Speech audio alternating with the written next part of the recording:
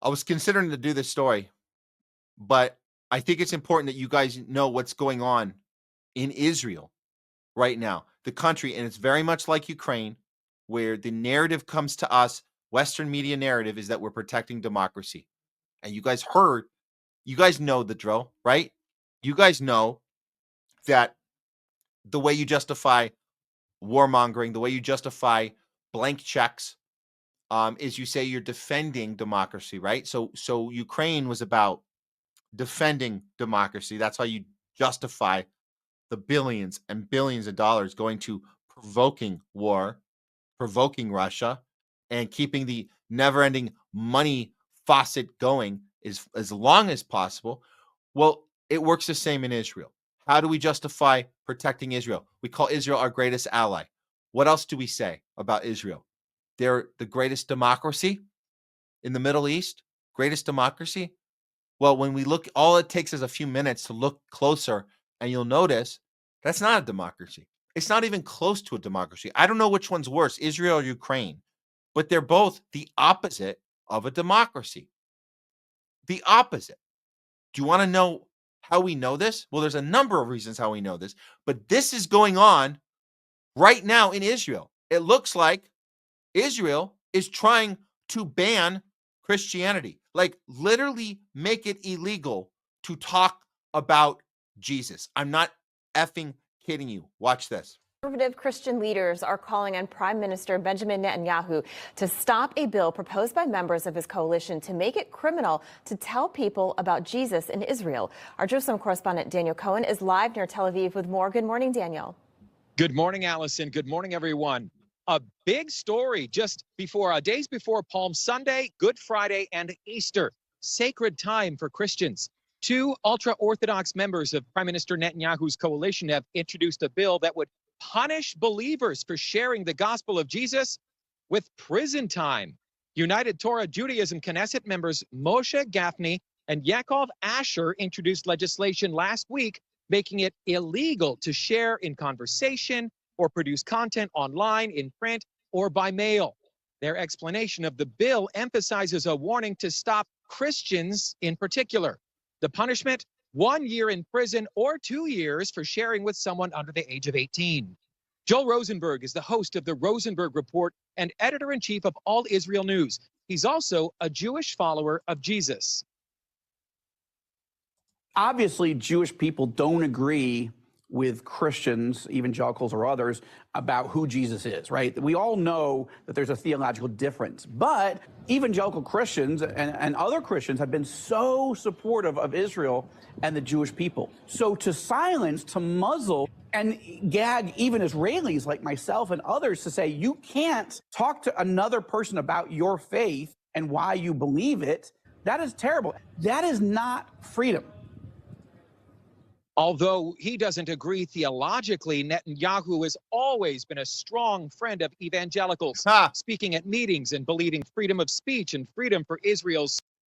Yeah, he's a strong supporter. He's a manipulator of Christian.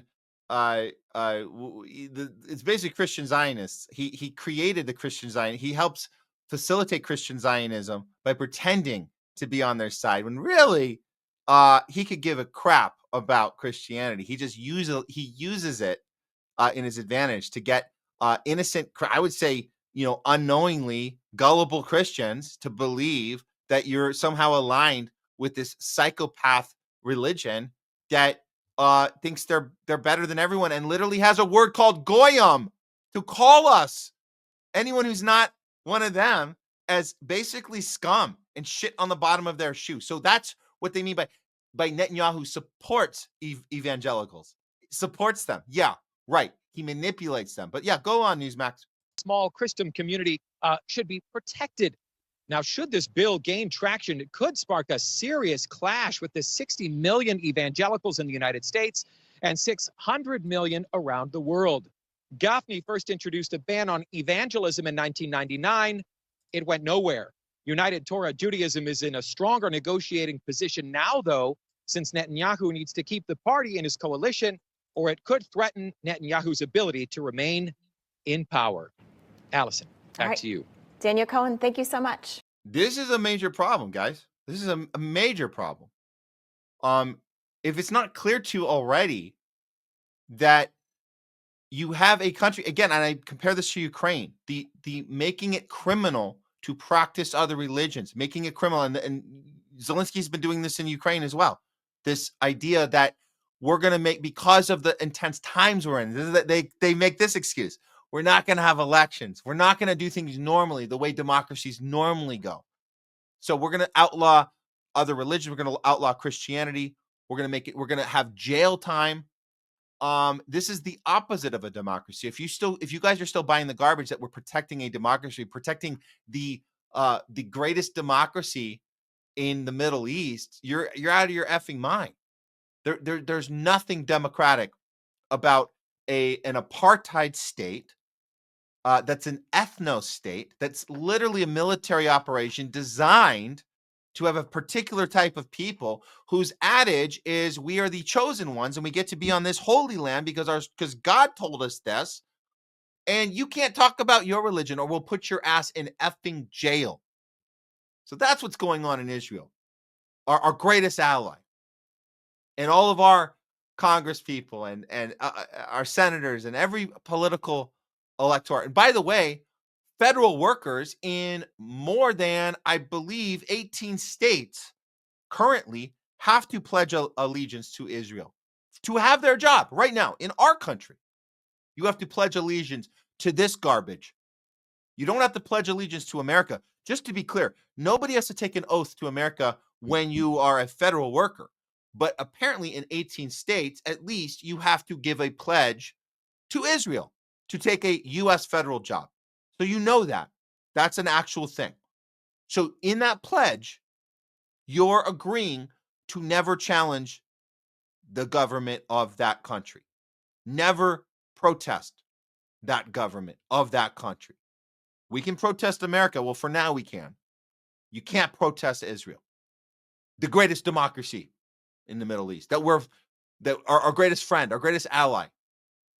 If you guys are buying that shit still, you really need to look yourself in the mirror and say, what am I, or maybe I was lied to my whole life, and that's okay. That takes some guts. Maybe I was lied to. Well, you were lied to. So let's wake up, people. Let's wake up to the monster that is the Western media war machine, the Israel-U.S. war machine, and the U.S. propaganda mainstream media machine, and the censorship industrial complex machine. Let's wake up to that. Those are our real enemies. Those who we have to fight. There should be freedom of speech, freedom of religion. It's an actual thing where you don't persecute people that you disagree with. You're allowed to practice you're allowed to protest, you're allowed to speak, you're allowed to practice your religion. Those are the elements of democracy, and you're allowed to have an election. By the way, Zelensky, you should be having an election. Get your ass out. And Netanyahu, what the hell are you still? When are you going to be removed as a criminal, declared criminal by the International Criminal Court, has declared you a war criminal, and you're still running that effing country, if you can call it a country? It's a military occupation. It's an illegal occupation. It's an apartheid state. It is an ethno state, and it's committing a genocide and an illegal occupation of Gaza and Palestine, and it's committing war crimes every single day, and we're paying for it. But hey, they're our greatest ally in the Middle East.